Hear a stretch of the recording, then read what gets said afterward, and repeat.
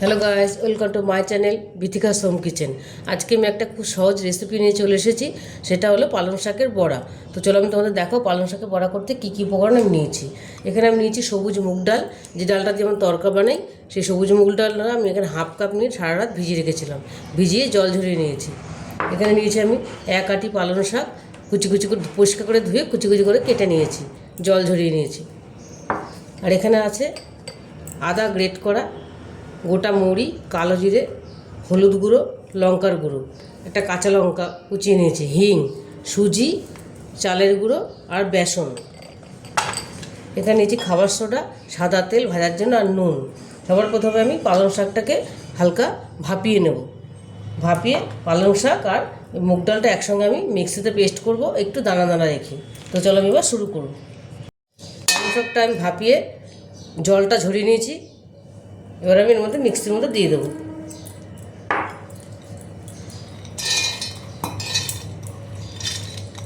আমি তো দুবারে বাটবো,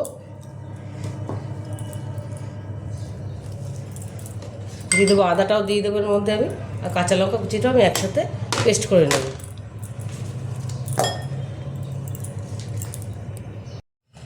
পালং শাক আর ডালটা আমি মিক্সিতে বেটে নিয়েছি, বেটে আমি নামিয়ে নিয়েছি। এটা একটু দানা দানা রেখে আমি বেটেছি। এবার এর মধ্যে আমি দিয়ে দেবো বেসন। তোমরা তোমাদের পরিমাণ মতন করবে, আমি পরিমাণ অনুযায়ী করেছি। দিয়ে দেবো চালের গুঁড়ো,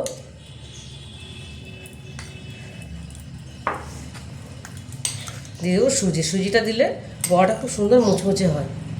এবার এটা আমি খুব ভালো করে ফেটিয়ে নেব। আমি একটা বড় পাত্রে নিয়ে হাত দিয়ে আমি ফেটিয়ে নেব ভালো করে। তারপর আমি বাদবাকি উপকরণগুলো দেব, ভালো করে ফেটিয়ে তারপরে দেব। ওই ব্যাটারটা আমি খুব ভালো করে ফেটিয়ে নিয়েছি। ব্যাটারটা খুব ভালো করে ফেটাতে হবে, যত ফেটাবে বড়াগুলো তত ভালো হবে। এবার আমি সব মশলাগুলো দিয়ে দেবো। মৌরি, গোটা মৌরি, কালো জিরে, হলুদ, লঙ্কা গুঁড়ো, আর আমি একটু চিনি দিয়েছি। আমি তখন দেখাতে ভুলে গেছি চিনিটা, তোমরা যদি ইচ্ছা করো দিতে পারো, নাও দিতে পারো। এগুলো আমি দিয়ে দিলাম। আমি দিয়ে দেবো হিং। হিংটাতে এটাও আমি ভালো করে মিশিয়ে নেব। আমি খাওয়ার সোডাটা ভাজার আগে দেবো। তোমরা ধনেপাতা ওর পেস্ট করে দিতে পারো, তাহলে আরও ভালো লাগবে খেতে। আমার আজকে ধনেপাতাটা নেই বলে আমি দিতে পারিনি। ধনেপাতাটা দিলেও আরও বেশি একটা সেন্ট হবে।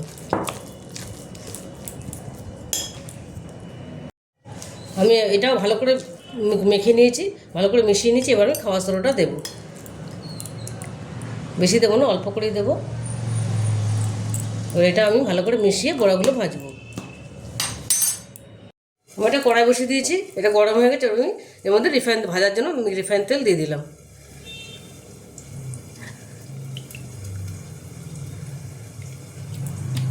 তেলটা গরম হওয়া পর্যন্ত অপেক্ষা করবো।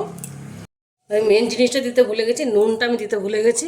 এবার নুনটা আমি দিয়ে দিলাম, পরিমাণ মতো নুন দিয়ে দিলাম। এটা আমি একটু মেখে নেব। বড়াগুলো আমি ছেড়ে দেবো। আমি প্রথমে এতটার মতো নেব, নিয়ে আমি হাতের মধ্যে নিয়ে একটুখানি মাছটা খানকাটা ফাঁকা করে দেবো। আর তোমরা চাইলে আমি নর্মাল বড়াও প্লেন বড়ার মতো ভাজতে পারো। আমি এরকম করে দিলাম, দেখতে ভালো লাগবে। এরকম করে আমি দেবো,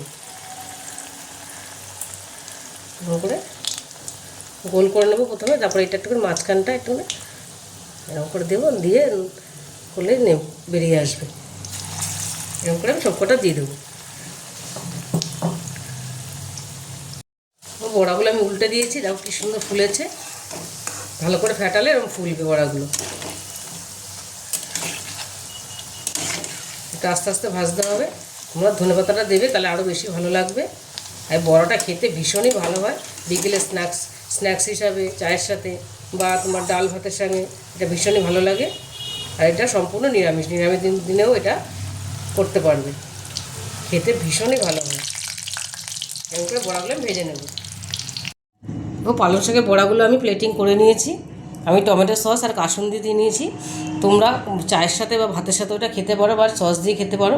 আশা করি তোমাদের রেসিপিটা ভালো লেগেছে।